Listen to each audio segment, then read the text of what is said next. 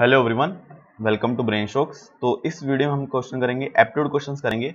जो नायब तहसीलदार का भी एग्जाम हुआ है 22 मई को, ठीक है। उसके 40 क्वेश्चन थे एप्टीट्यूड के, तो सबके आंसर देखेंगे, ठीक है। सॉल्यूशन देखते हैं उसके। तो फर्स्ट क्वेश्चन जो है वो है मिक्स कॉमन डाटा क्वेश्चन है।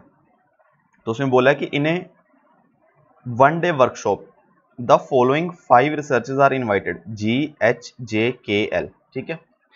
Each of the researches will deliver a lecture of 1 hour, ठीक है। 1 घंटे का लेक्चर है। The 5 lectures need to be scheduled in 5 consecutive hours. The schedule for lectures is also constrained by the following conditions, ठीक है। तो main चीज ये है कि 5 जो है रिसर्चेज आने वाले हैं, 5 घंटे में वो कुछ एक घंटा लेक्चर देंगे। तो जो कंडीशन है वो ये दी हुई है, H can not deliver a lecture in any of first 3 hours, ठीक है। तो H जो है ओनली 4th या 5th आवर में ही लेक्चर देगा। L must take the lecture in any of the hours before lecture of H, मतलब L जो है H से पहले लेक्चर देने वाला है। J must take lecture in any of the hours before G, J जो है G से पहले लेक्चर देता है। G must take the lecture in any of the hours before the lecture of K, ठीक है। तो ये 4 कंडीशन दी हुई हैं, उसके बेसिस पे 5 क्वेश्चन हमारे पास। सबसे पहला क्वेश्चन है, which of the following can be order from 1st to 5th in which 5 researcher deliver their lecture. कौन सा ऑर्डर हो सकता है, ठीक है। सबसे पहले देखो H जो है, H 4th या 5th होना चाहिए, तो सब में सही है। दूसरा है L must take lecture, L H से पहले होना चाहिए, तो ये B गलत है क्योंकि L H के बाद आ रहा है, ठीक है। J must before G, J G से पहले होना चाहिए। देखो A में J बाद में है, और ठीक है A भी खत्म हो गया।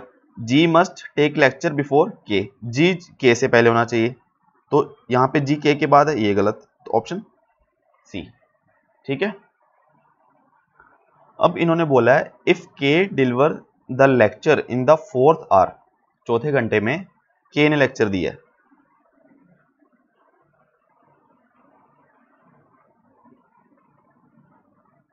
ठीक है। K ने यहाँ पे 4th में लेक्चर दिया, तो इनमें से कौन सा जो है मस्ट बी ट्रू होगा। G deliver the lecture in the 3rd hour, ठीक है। G यहाँ पे दे सकता है लेक्चर, ठीक है, हो सकता है, पॉसिबल है, मतलब मस्ट बी ट्रू पूछा हमें। और H deliver the lecture in the 5th hour, ये सही है। देखो ये कंफर्म है क्योंकि H जो है या तो 4th पे होगा या 5th पे होगा। अगर K 4th पे लेक्चर दे देगा तो H पक्का ही 5th पे ही होने वाला है, तो इसलिए B इसका पक्का सही है। जो G बाकी ऑप्शन है वो सही हो भी सकते हैं, नहीं भी हो सकते हैं, ठीक है। थर्ड क्वेश्चन है, if J doesn't deliver the lecture in the first hour, which of the following must be true, ठीक है। J जो है फर्स्ट आवर में लेक्चर नहीं देता है, तो क्या हो सकता है। देखो एक चीज देखो, कंफर्म करो, J जो है वो G से पहले होना चाहिए, G जो है वो K से पहले होना चाहिए, ठीक है। इसका मतलब J के बाद 2 तो लोग एटलीस्ट हैं।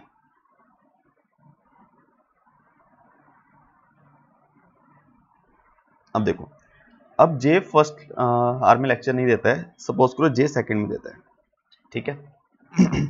और J के बाद सपोज करो G है, G के बाद K है, और यहाँ पे तो H दोनों में से आएगा ही आएगा, ठीक है। तो यहाँ पे K यहाँ भी हो सकता है, H यहाँ भी हो सकता है, तो ये चीज है। अब इसमें से क्या बोला है कि G doesn't deliver the lecture in the 3rd hour, नहीं पॉसिबल है। और H doesn't deliver the lecture in the 4th hour, ये भी नहीं हो, ये भी पॉसिबल है, ये भी गलत है क्योंकि H हो सकता है यहाँ पे, ठीक है। और J deliver the lecture in the 2nd hour, देखो J 2nd आवर में डिलीवर कर रहा है। अब ये देखना है कि J सेकंड के बाद किसी आवर में डिलीवर कर सकता है कि नहीं। ये देखो ये कैसे पता चलेगा, सपोज करो J है 3rd में, ठीक है, 3rd आवर में लेक्चर डिलीवर कर रहा है। अब मुझे पता है J के बाद G भी होना चाहिए और K भी होना चाहिए और H भी 4th या 5th में होना चाहिए, तो ये चीज पॉसिबल ही नहीं है। तो इसका मतलब ये सही है, अगर J फर्स्ट आवर में लेक्चर डिलीवर नहीं करता है तो वो 2nd आवर में ही करेगा, 3rd वाले में करेगा तो पॉसिबल है ही नहीं, क्योंकि G भी होना चाहिए, K भी, फिर h की जगह चली गई, ठीक है।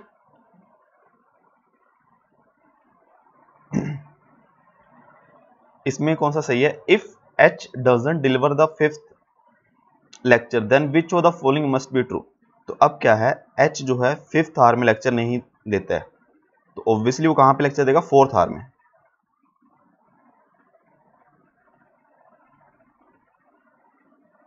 h यहां पे है, ठीक है।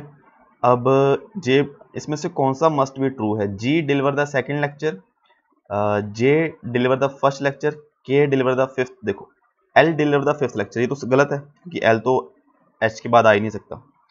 अब क्या है, अब हमें पता है कि अगर j यहां पे है, ठीक है, सपोज करो फर्स्ट पे है j, g यहां पे है, ये भी हो सकता है, तो k जो है, k हमेशा यहां पे होना चाहिए ताकि l यहां पे आ जाए, है ना। k जो है वो j और g दोनों के बाद होना चाहिए और h l के बाद होना चाहिए।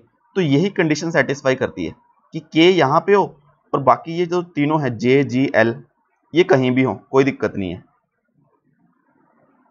मतलब ये ऐसे भी हो सकता है कि j l g ये भी सेटिस्फाई कर रहा है हमारी सारी कंडीशन, या फिर l j g ये भी कर रहा है। तो इसमें से किसी का भी कोई फिक्स नहीं है, g या j का कहीं भी हो सकता है, बट k का फिक्स करना पड़ेगा हमें, क्योंकि k j और g के बाद आता है और h l के बाद आता है, तो दोनों की लोकेशन फिक्स हो जाएगी, ठीक है। तो इसलिए ऑप्शन डी सही है इसमें।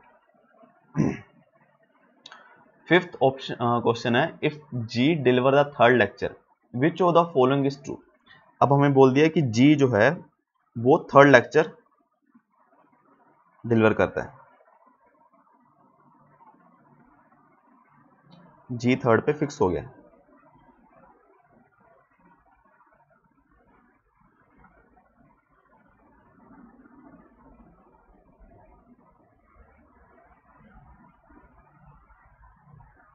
g 3rd पे फिक्स है ना। अब इसके बाद देखो हमें क्या पता है, के जी के बाद आना चाहिए और, ठीक है। अब देखो कंडीशन ये है कि के जी के बाद आएगा और एच यहां पे, तो मतलब यहां पे एच और के कैसे भी हो सकते हैं, ये तो हमारा फिक्स है कि जो 4th 5th पे जा तो एच होगा या के होगा। और फर्स्ट ऑप्शन है, L is the only one of the 5 researchers who can take the first lecture. अभी बचा एल और जे, बट जरूरी नहीं है, एल यहां भी हो सकता है, जे यहां भी हो सकता है, और उल्टा भी हो सकता है कि जे पहले हो एल बाद में हो। सारी कंडीशन सेटिस्फाई हो रही हैं, तो ये ऑप्शन गलत है। J is the only one of the 5 researchers who can take the second lecture, ये भी गलत है क्योंकि एल और जे कहीं भी हो सकते हैं। मतलब ये कह सकते हैं कि यहाँ पे जे एल होगा, यहाँ एल जे, ठीक है, तो ये भी गलत है। Any of the exactly 3 of the 5 researchers can take the second lecture, नहीं, ये भी गलत है। ओनली दो है, जे या एल, उन दोनों में से कोई सेकंड लेक्चर लेगा, ये either one of the exactly 2 of the 5 researchers, क्योंकि जी की लोकेशन फिक्स है, ठीक है। के और एच यहाँ पे आएंगे, 4th पे के आएगा, 5 पे एच आ जाएगा, या 5 पे एच आ जाएगा, 5th पे के आ जाएगा। तो एल और जे में कॉम्पिटिशन है कि कौन फर्स्ट सेकंड में करता है, ठीक है। तो option D is the correct answer. 6th question है, in the following diagram which number will replace the question mark. तो देखो 15, 24, 35, तो सबसे पहले तो डिफरेंस ही देख लिया करो। देखो 15 और 9, 15 प्लस 9, 24 प्लस 11, 9 11 प्लस 13, तो 35 और 13 48, ठीक है।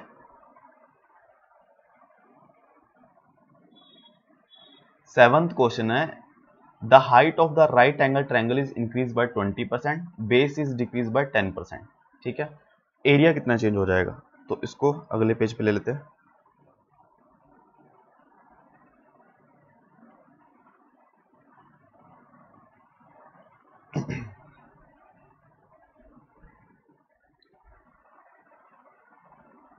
देखो एरिया क्या होता है ट्रायंगल का, वो होता है half into height into base, ठीक है। ये मान लो ए है, पहले एरिया था A1, उसके बाद मैंने क्या किया, हाइट को कर दिया 20% इंक्रीज, मींस हाइट होगी 1.2h, ठीक है, नई हाइट। और जो बेस मैंने डिक्रीज कर दिया वो हो गया 2 मान लो इसको, तो 10% डिक्रीज यानी कि 0.9 बी। तो नया एरिया जो आएगा वो आएगा हाफ इंटू नई हाइट इंटू B2 यानी कि half into 1.1 H into 0.9 B, तो ये आ जाएगा 0.54 HB और ये कितना था 0.5 HB। तो पहली बात तो इंक्रीज हुआ है, ये 0.5 HB था, ये 0.54 आ गया, तो पहली बात तो इंक्रीज है। कितना इंक्रीज है 0.54 HB minus 0.5 HB divide by increase हुआ है तो जो पहले एरिया था उससे डिवाइड करेंगे, ठीक है। तो 0.04 डिवाइड बाय 0.5 इंटू 100, तो यह आ जाएगा 4 डिवाइड बाय 0.5 यानी कि 8%, ठीक है। इसको अगर हम वैल्यू रख के करें तब भी कर सकते हैं। सपोज करो कि हाइट भी 10 थी, बेस भी 10 था, तो उस टाइम पे एरिया कितना आया होगा पहले, half into height into base, half into 10 into 10 50 A1। अगर हाइट 20% इंक्रीज होगी तो हाइट कितनी होगी नई वाली 12, और बेस कितना हो जाएगा, बेस 10% डिक्रीज हो गया यानी कि बेस हो गया हमारे पास 9।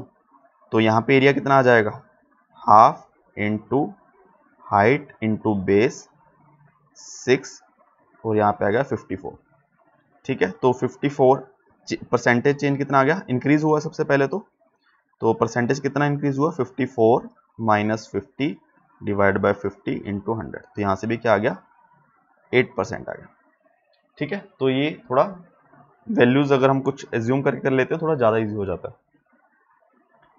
अगला क्वेश्चन देखते हैं, 8th क्वेश्चन है, ए वॉच शोज 3 सेकेंड, इसको नेक्स्ट पेज पे लेके जाते हैं।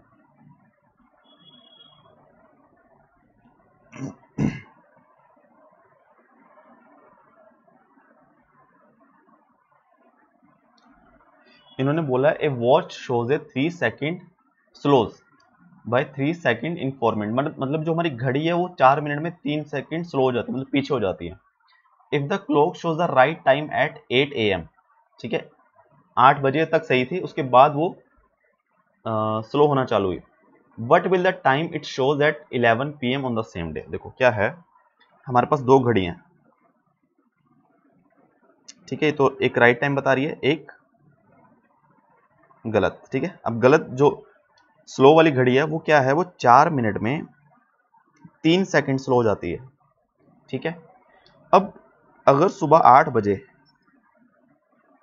हमने दोनों में टाइम सेट कर दिया, अब ये तो नॉर्मल चल रही है, इसने रात को दिखाया 11 बजे, ठीक है, बट ये क्या कर रही है, स्लो चल रही है, 4 मिनट में 3 सेकंड स्लो हो जाती है। तो अभी 8 बजे से लेके 11 बजे तक कितने घंटे हो गए, 8 से 11 हो गए 9 10 11 15 घंटे हो गए, ठीक है। 15 घंटे यानी 15 चुकू 90, 900 मिनट, ठीक है। तो 4 मिनट में ये 3 सेकंड स्लो हो गई, 1 मिनट में 3/4 सेकंड स्लो हुई, और तो 900 मिनट में कितनी स्लो हुई होगी 15 घंटों में, 3/4 इंटू 900, तो ये आ जाएगा 3 इंटू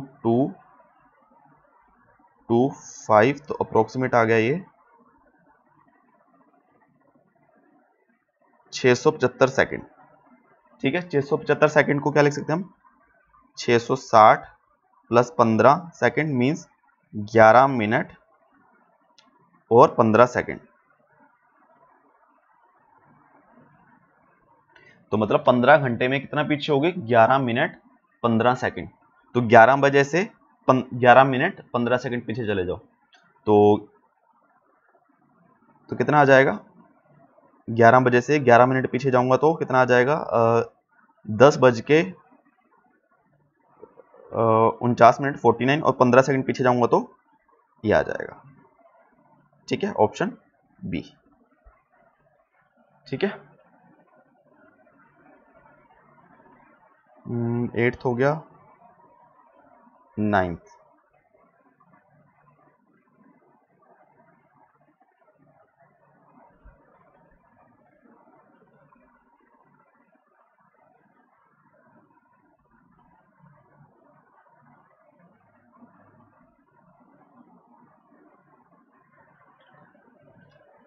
नाइन्थ क्वेश्चन है, three friends Raj, Sameer and Vijay are standing in a queue. There are 5 people between Raj and Sameer, 8 people between Sameer and Vijay.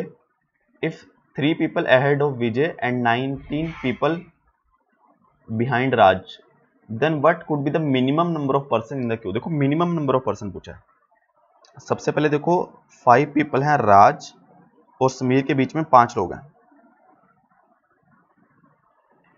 और 8 लोग हैं समीर और विजय के बीच में। तो देखो अगर हमें मैक्सिमम पूछा तो हम इस हिसाब से ले लेते हैं कि ऐसे खड़े हैं, इसके अकॉर्डिंग मैक्सिमम आ जाएगा। बट हमें क्या पूछा है, हमें मिनिमम पूछा हुआ है। तो इस केस में हम क्या करेंगे, सबसे पहले हम क्या करेंगे, आर इन दोनों के बीच में खड़ा होगा ताकि ये कंडीशन सेटिस्फाई हो जाए। ठीक है, उस केस में मिनिमम लोग आएंगे क्यू में। तो देखो सबसे पहले क्या करेंगे, हम जिसमें ज्यादा लोग खड़े हैं वो बना देता हूं कि समीर और विजय में 8 लोग खड़े हैं, मीन्स 1 2 3 4 5 6 7 8। ठीक है, 1 2 3 4 8 लोग खड़े हैं।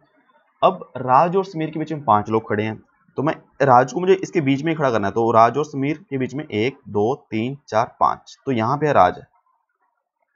ठीक है, तो दोनों चीज सेटिस्फाई कर रही है कि राज और समीर के बीच में 5 लोग हो गए और विजय और समीर के बीच में 8 लोग हो गए। ठीक है, ये है मिनिमम के लिए। ठीक है, अगर मुझे मैक्सिमम करना होता तो मैं आर को यहां खड़ा करता। इसके बाद उन्होंने बोला कि there are 3 people ahead of Vijay. Vijay के आगे 3 लोग हो रहे हैं, 1 2 3, और राज के पीछे 19 लोग हैं। राज के पीछे 19, तो 1 2 3 4 5 और 14 लोग यहां पे होंगे। ठीक है, तो राज के पीछे कितने हो गए, 19 लोग हो गए।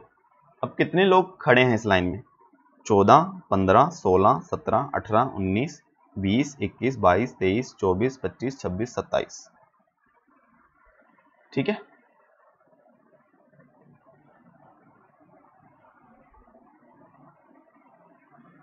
टेंथ क्वेश्चन है, एज वाला है।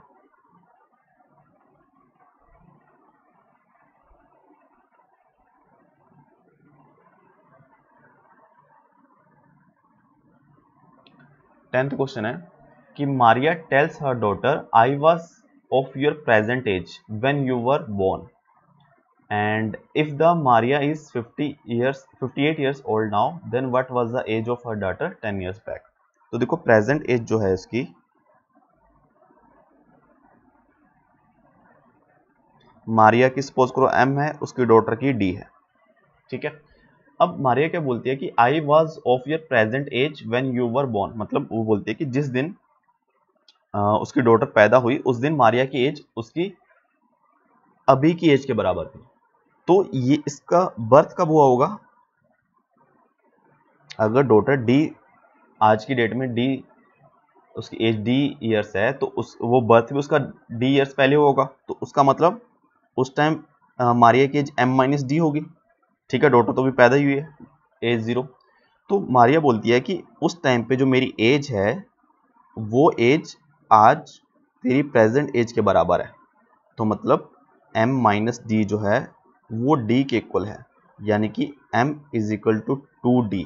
मतलब मारिया आज की डेट में उससे डबल एज की है। तो मारिया की एज अगर 58 है तो डॉटर की कितनी आनी चाहिए,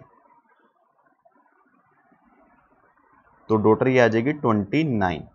ठीक है, हमें पूछा क्या है कि what was the age of a daughter 10 years back. आज की डेट में 29 है, 10 साल पहले क्या होगा, 19। ठीक है, अब हमारे पास है 11th to 14th। तो ये है क्वेश्चन अपने पास।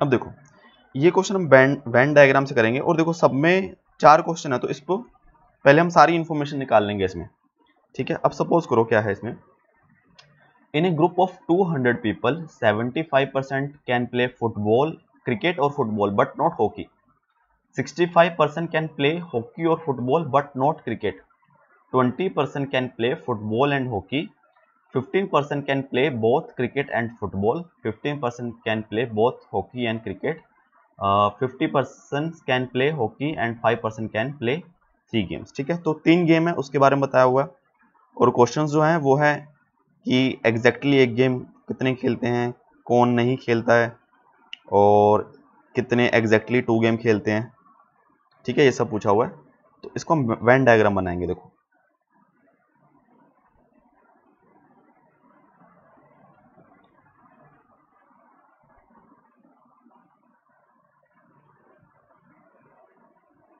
अब ये तो सारे ग्रुप ऑफ 200 पीपल, अब उसमें से मैंने बनाया कुछ क्रिकेट वाले, ये क्रिकेट खेल रहे हैं,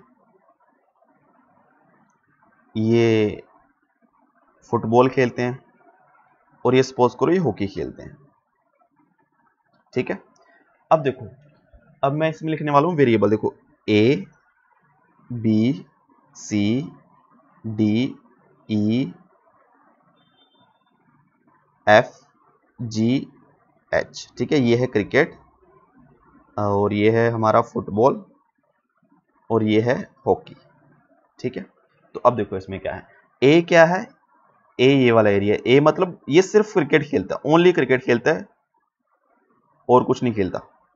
उसी तरह बी वाला जो एरिया है वो ओनली फुटबॉल खेलता है, सी वाला एरिया जो है वो ओनली हॉकी खेलता है, ठीक है। डी क्या है, डी एरिया है कि क्रिकेट और फुटबॉल खेलता है बट हॉकी नहीं खेलता है ना। उसी तरह ई जो है, ई हॉकी और फुटबॉल खेलता है बट क्रिकेट नहीं खेलता है। एफ क्या है, जो क्रिकेट और हॉकी खेलता है बट फुटबॉल नहीं खेलता है। जी क्या है, जो तीनों गेम खेलता है। एच जो है वो कोई गेम नहीं खेलता है, ठीक है। अभी हमें पता है टोटल ग्रुप है 200 पीपल का, ठीक है। अब ये सबका sum A plus B plus C plus D plus E plus G plus F plus H, ये है 200।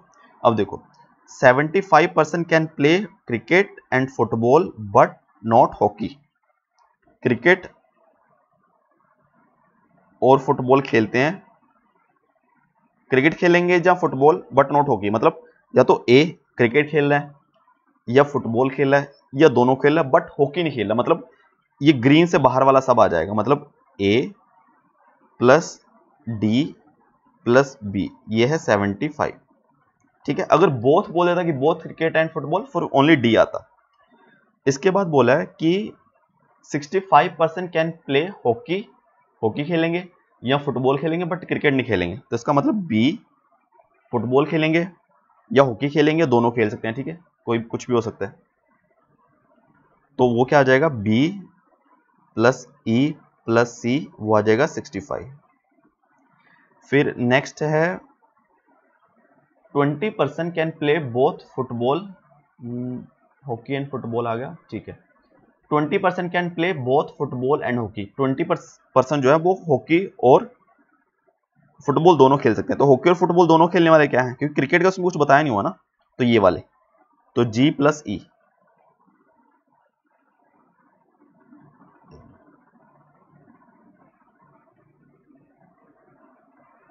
ठीक है। और 15% can play cricket and football, cricket and football वाले कौन से हैं, दोनों ये वाले, मतलब डी प्लस जी, जी प्लस डी जो है 15।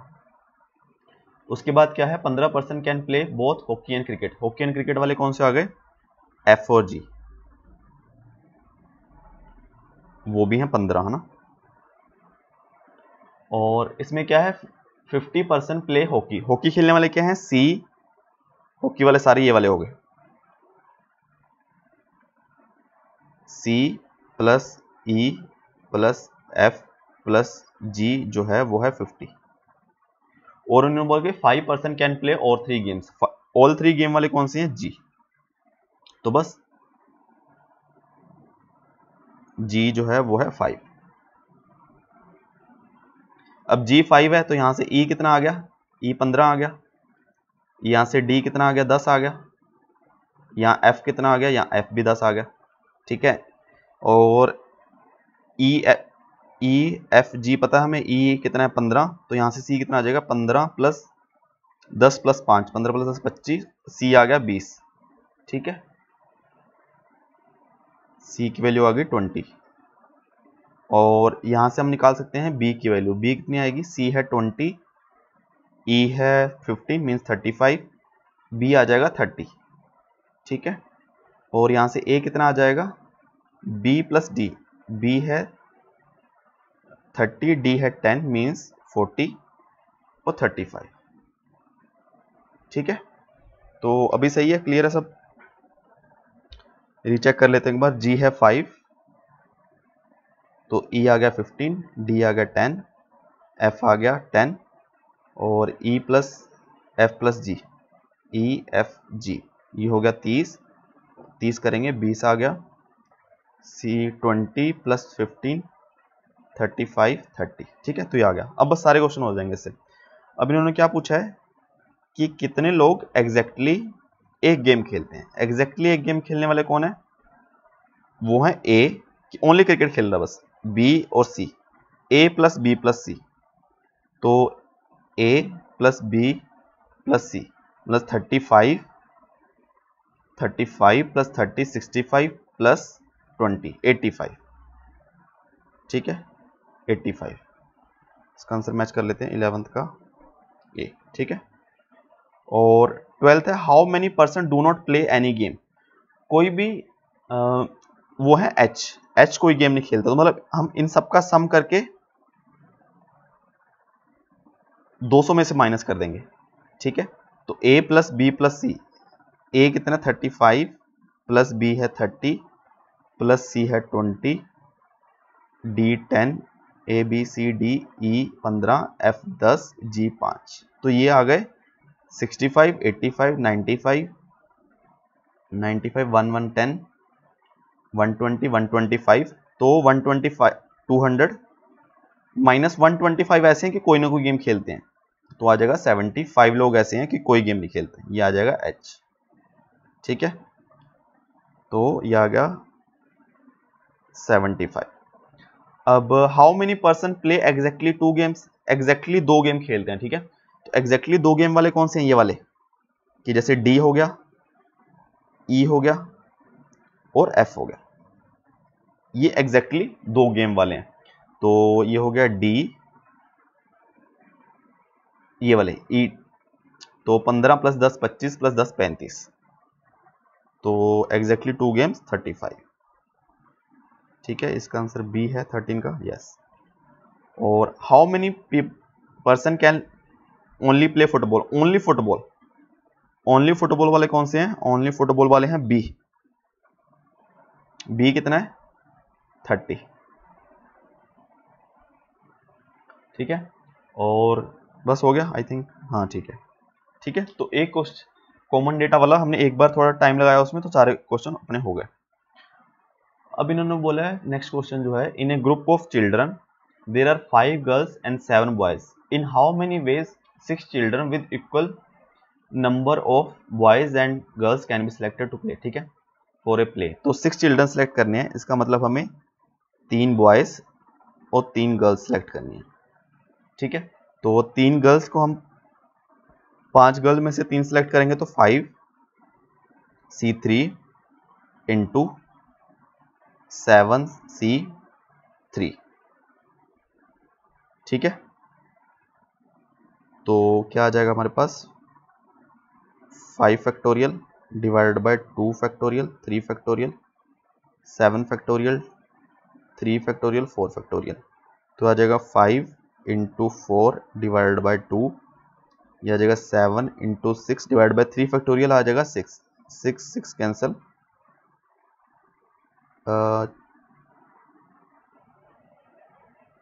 सॉरी 5 भी आएगा ना एक, इंटू 5, तो 6 कैंसिल, 2 7 पन्ने 35 5 दूनी 10, तो 350, ठीक है 350। इसको भी नेक्स्ट पेज पे ले आते हैं।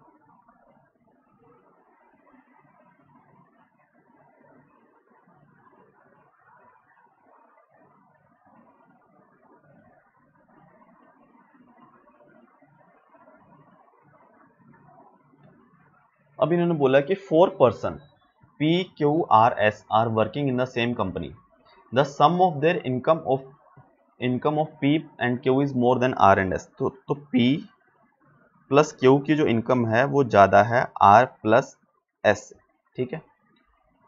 सम of income of P and R is same as sum of income of Q and S। तो P प्लस R की जो इनकम है वो Q प्लस S की इनकम से सेम है। और इसके P earns half as much as the sum of the income of Q plus S। तो P की जो इनकम है वो हाफ है Q प्लस S की इनकम से, ठीक है। और इसके बाद क्या है, which one of the following person has highest income. देखो तो देखो यहाँ से क्या आया हमारे पास, इस इक्वेशन से आ गया Q प्लस S की जो इनकम है वो P से डबल है, ठीक है। इसको मैं अगर यहाँ पुट करूंगा तो P plus R equal to 2P, कि P प्लस R की इनकम जो है वो P से दुगनी है। इसका मतलब R की इनकम जो है P के बराबर आ गई। अगर R और P इनकी इनकम सेम है तो P प्लस Q की इनकम R प्लस S से ज्यादा है, तो हम इससे क्या पता चलता है कि Q की इनकम S से ज्यादा है, ठीक है। और एक चीज है कि P की जो इनकम है वो Q प्लस S का हाफ है। तो कोई भी दो नंबर है, सपोज करो 10 और 8 है, कि 10 और 8 से ज्यादा है, तो इनका जो एवरेज रहेगा, ये एवरेज है ना, एवरेज जो है हाईएस्ट से कम ही रहेगा ना, 9 रहेगा। तो इसका मतलब P की जो इनकम है वो Q और S के बीच में ही होनी चाहिए, ठीक है। कोई भी मीन जो है, मीन एवरेज, वो दो नंबर के बीच में ही आएगा हमेशा। जहां अगर Q और S इक्वल होते तो उनके इक्वल आ जाता। तो क्या आ जाएगा, Q की सैलरी सबसे ज्यादा हो जाएगी क्योंकि P और R की तो सेम है। तो क्या आ जाएगा आंसर Q, ठीक है।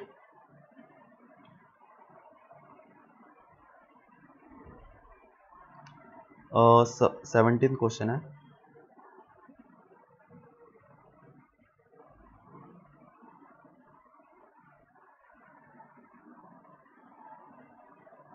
इसने बोला है कि a student is practising some math problem. In the first hour he solve 3 problem, second hour 5 problem, third hour 7 problem and so on. तो how many number of problem can be solve in 10 hours. तो simple है बस, पहले घंटे में 3, दूसरे में 5, तीसरे में 7, तो टोटल 3 घंटे में कितने क्वेश्चन सॉल्व किया उसने, 5 3 8 15, है ना, पहले 3 घंटे में। तो अगले 3 घंटे में भी सेम, क्योंकि ये प्रोसेस चालू है, अगले में भी सेम। तो 15 15 15 कितने हो गए, 45, ये हो गए 9 घंटे में। अब अगला घंटा जो है,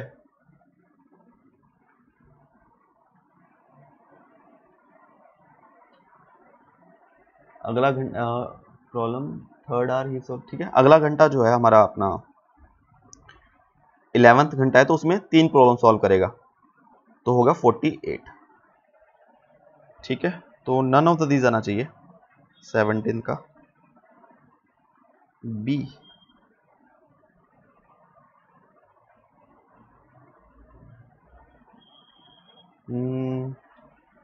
कुछ गलत किया क्या, 15 into 33। Student is practicing some math problem. In the first hour he solves 3 problem. In the second hour he solves 5 problem. In the third hour he solves 7 problem and so on. अच्छा sorry, इसको हम गलत समझ गए।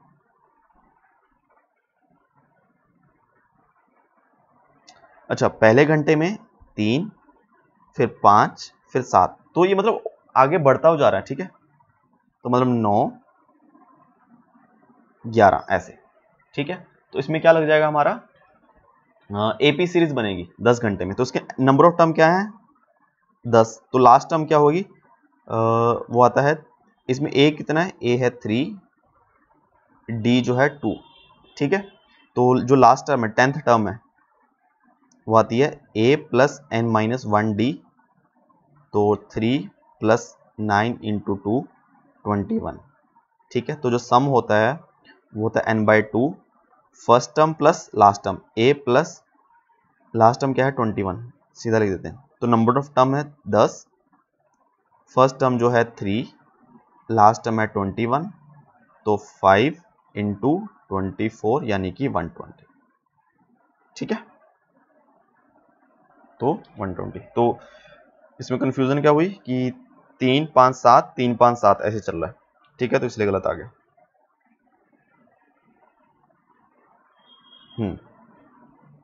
18th question.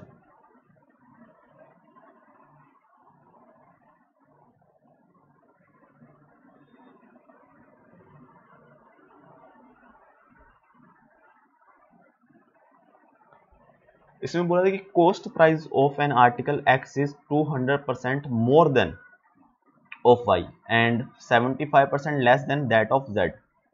The selling price of the article is 500 more than of Z.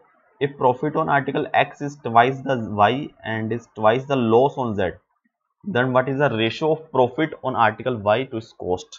तो ये काफी अजीब क्वेश्चन है कि इसमें वेरिएबल लेने पड़ेंगे हमें। ये यहाँ पे बनाते हैं।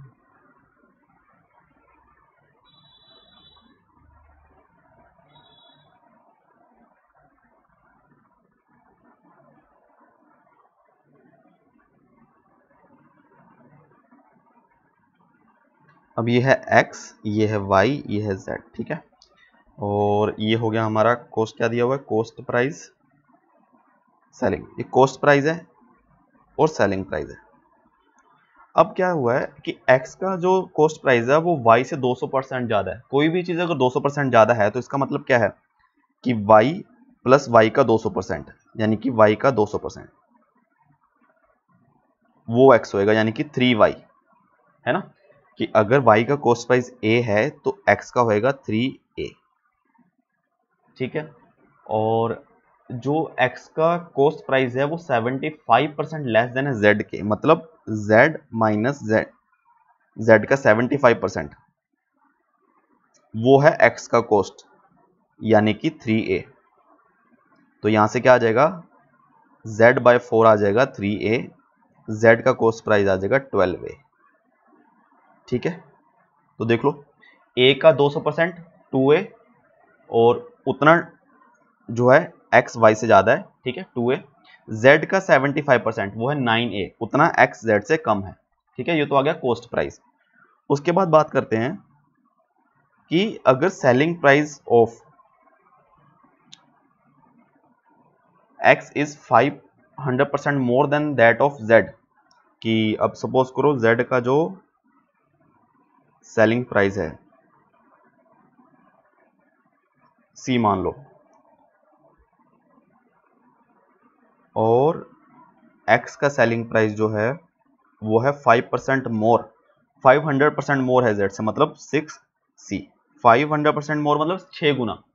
ठीक है, और क्या बोला है उन्होंने कि if profit on the article x is twice on the y। ठीक है, अब x पे जो प्रॉफिट है, प्रॉफिट क्या होता है,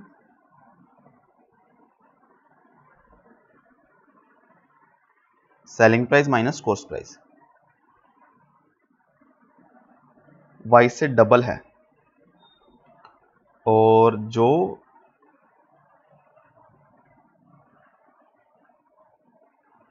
twice the loss on z, loss भी z में लॉस देखना है, तो लॉस तो आ जाएगा हमारा cost price minus selling price. तो हम क्या करते हैं, पहले x का प्रॉफिट जो है वो है 6c माइनस 3 ऑफ a। ठीक है, 6 ऑफ c वो किसके ऊपर होना चाहिए, वो होना चाहिए twice the loss on z, twice the z पे लॉस कितना हो जाएगा 12a माइनस c। ठीक है, तो यहां से हम निकाल लेते हैं कुछ रिलेशन। 6c minus 3a is equal to 24a minus 2c, तो 8C is equal to 27A। एक तो ये रिलेशन आ गया, ठीक है। अब इसके बाद हमें फाइंड करना है जो प्रॉफिट ऑन एक्स है, वो प्रॉफिट वो ट्वाइस है वाई के प्रॉफिट से। इसका मतलब एक्स का प्रॉफिट वो वाई के प्रॉफिट से डबल है। तो एक्स का प्रॉफिट क्या है, 6C माइनस 2A, ठीक है। और वाई का प्रॉफिट क्या होगा, वाई का हमें पता नहीं है, ये वाई मान लो, यहाँ पे वाई का सेलिंग प्राइस नहीं पता हमें, तो 2 इंटू वाई माइनस ए, ठीक है। अब हम y निकाल लेते हैं, फिर हमें निकालना पड़ेगा, चलो देखते हैं y निकाल के देखते हैं इसमें। और 6C minus 2A is equal to 2y minus 2A, तो 2y is equal to 6C, तो y is equal to 3C। Sorry, यहाँ पे गलती कर दी हमने, 3A, तो 2y is equal to 6C minus A. और हमें पूछा क्या है, ratio of profit on article y to its cost. अच्छा, इतना करने की जरूरत नहीं थी। अब देखो, x का प्रॉफिट जो है वो है y के प्रॉफिट से डबल, तो y का प्रॉफिट क्या हो जाएगा, वो आ जाएगा x का प्रॉफिट डिवाइडेड बाय 2। तो x का प्रॉफिट क्या है, वो है 6C माइनस 3A, और डिवाइड बाय 2 कर देंगे तो y का प्रॉफिट आ जाएगा, बस, ठीक है। ये आ गया y का प्रॉफिट, ये पूछा था मैं, इसकी आई थिंक जरूरत नहीं है हमें। और रेशो हमें पूछी है y के प्रॉफिट से इसके कॉस्ट प्राइस से, मतलब y का प्रॉफिट डिवाइड बाय a, ये पूछा है हमें। तो ये आ जाएगा 6C minus 3A divide by 2A, तो ये आ जाएगा 6C divided by 2A minus 3/2, ठीक है। और हमें C और A में रिलेशन पता है, C जो है 6C/2 इंटू C, यहां से क्या आ जाएगा, C is equal to 27/8A, तो इंटू 27/8, ठीक है। और A कैंसिल हो जाएगा, C/A की वैल्यू निकाल दी, माइनस 3/2, ये आ जाएगा 3, 27 दिया, 7-21, 81 डिवाइड बाय 8 माइनस 3/2, और यहाँ से आ जाएगा 8, 81 माइनस 4-12, तो 81 माइनस 12, तो 9, 69/8, ठीक है। तो ऑप्शन ए।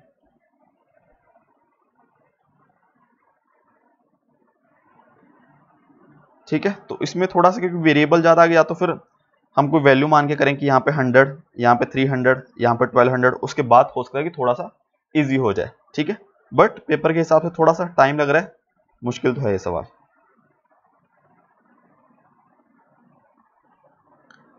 19वां सवाल है, Abhishek invest 10,000 at a simple interest of 6% per annum for Y years, ठीक है।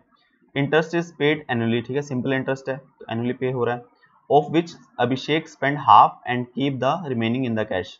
जो इंटरेस्ट आता है उसमें हाफ वो खर्च कर देता है, हाफ वो अपने पास रख लेता है in a box label B at home, ठीक है, बॉक्स में रख देता है आधे पैसे इंटरेस्ट से।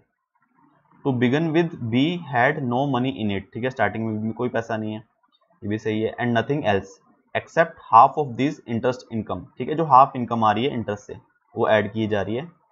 No money is remove from B after Y years, the cash in B is 2400, ठीक है। अब देखो सिंपल क्वेश्चन है, अगर बी में 2400 है तो 2400 उसने खर्च कर दिया, इसका मतलब इंटरेस्ट क्या होगा, इंटरेस्ट से डबल ही होगा ना, क्योंकि आधा खर्च कर देता है आधा बी में डाल देता है। तो इंटरेस्ट क्या होता है, वो होता है principal amount into rate into time divided by 100, तो 100 कैंसिल, तो टी आ जाएगा 4800 डिवाइड बाय 100 इंटू 6 कैंसिल 8, ठीक है, तो 8 साल, ठीक है, काफी सिंपल क्वेश्चन था, बस बड़ा बनाया हुआ था।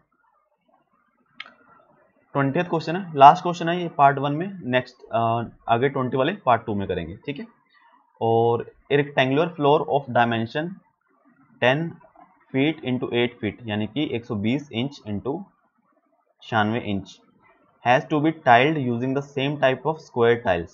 Square tiles are available in the various dimension 1 inch, 2 inch, 3 inch up to 48 inch. What size of the largest square tile can be used to tile the floor completely without breaking the tile? देखो क्या है इसमें, बस ये 96 inch है, ये है 120 inch, ठीक है।